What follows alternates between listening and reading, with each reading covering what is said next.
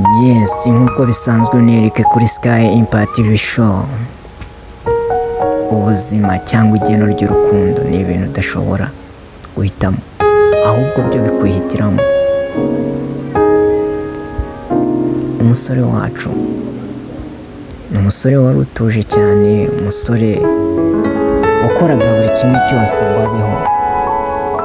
Yari umusore mu by'ukuri utarubayeho nabi. Umunsi umwe yaje kujya ahantu haruhukira muri park, haruhukira abantu. Hatambutse umukobwa mwiza cyane, umukobwa usa naho ari kuri telefone. Umukobwa yaguye hasi. Umusore akimubaza ati umeze gute? Umeze neza? Umukobwa yatangiye kumubwira ati oya, urabona se meze neza? Ni gute namera neza kandi ubona ukuntu mbaye? Umukobwa arakaye cyane, yarahagurutse, yagiye kwicara iruhande rw'umusore. Umusore nawe yakomeje kwisomera ibitabo. Yari umusore ukunda gusoma igitabo cyane, akunda gusoma inkuru zigiye zitandukanye. Yatangiye kwitegereza umukobwa buke yitonze. Umukobwa nawe yatangiye kwibaza byinshi. Yarahindukiye areba umusore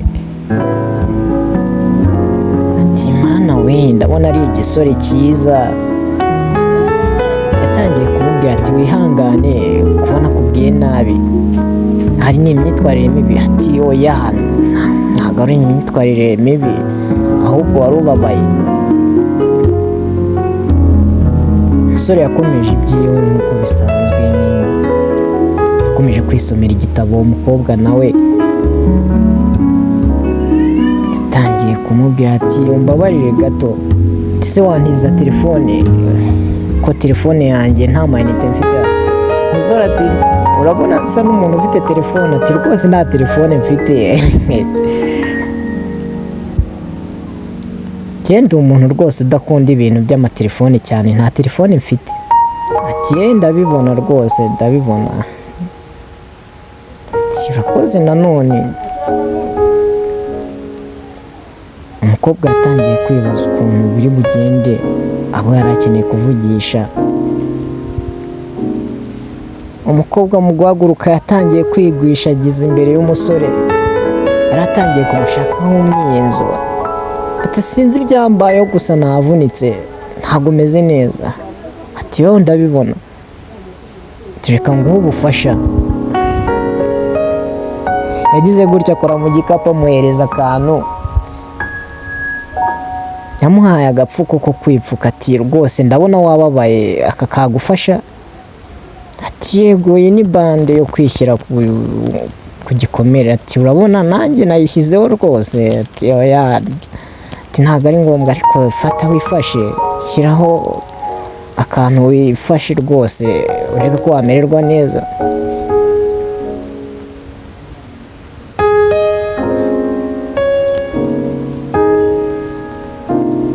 Bakomeje kuganira, umukobwa akomeza gukora ibyo akora, akomeza kwifasha.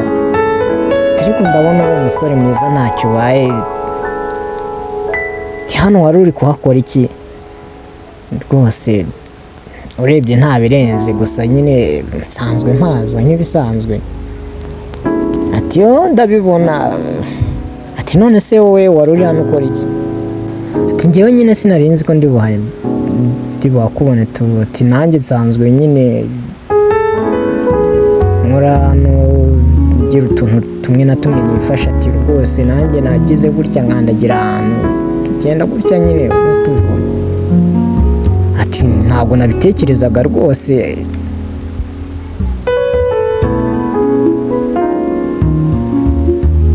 Mu bigaragara byo bose batangiye kubura icyo bavuga, batangira kubura icyo baganira. Ati none se wowe ngo bimeze bite?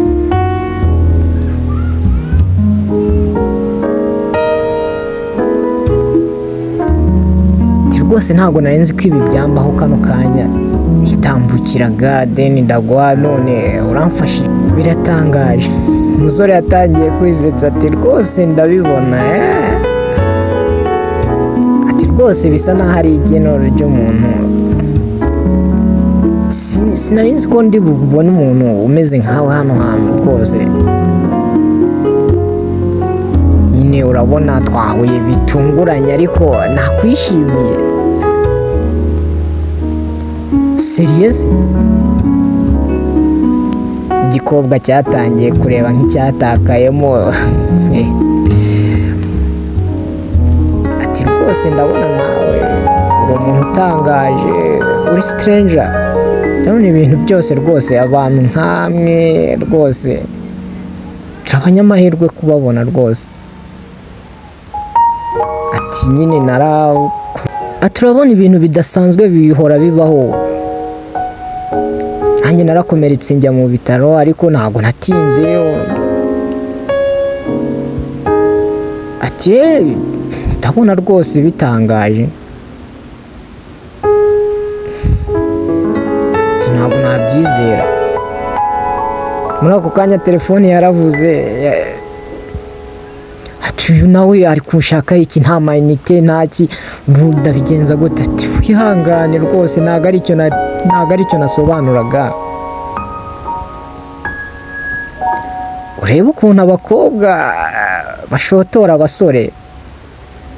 Umukobwa mu kugenda igisore cyasigaye mu kantu yatangiye kwibaza ati ibi ni ibiki bimbayeho. Mu guhaguruka umukobwa ahise agaruka ati haye bite? Ati nawe bite? Ati rwose ndifuza ko twakurana. Uravugisha ukuri? Ati rwose ntabwo nabyizera ukuntu uri igisore kimeze neza. Ati rwose nagukunze, twasangiraga kawa. Ati ntabwo nabyizera. Umukobwa yaragiye ati mvuze nabi se? Ati twasangiraga kawa. Ati agakawa? Ati nawe ndabyifuza.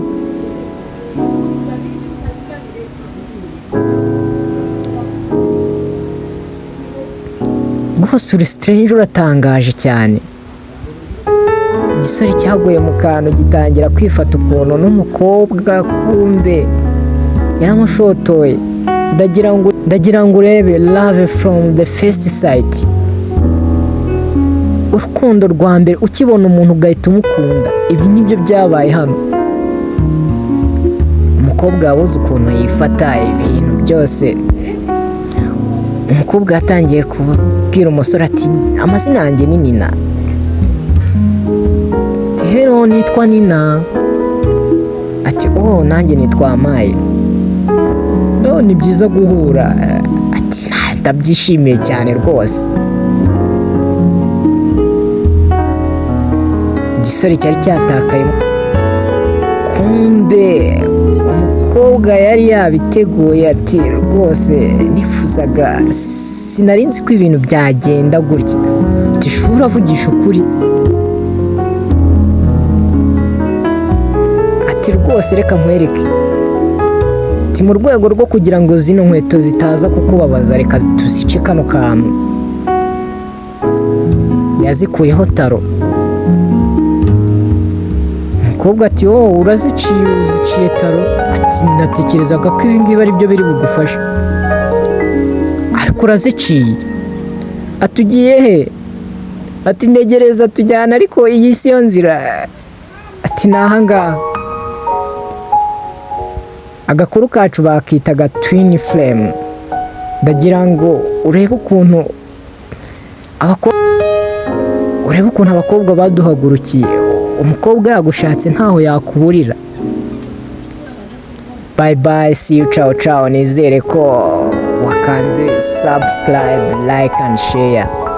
Tugakomezanya no mu tundi dukuru twacu dutandukanye.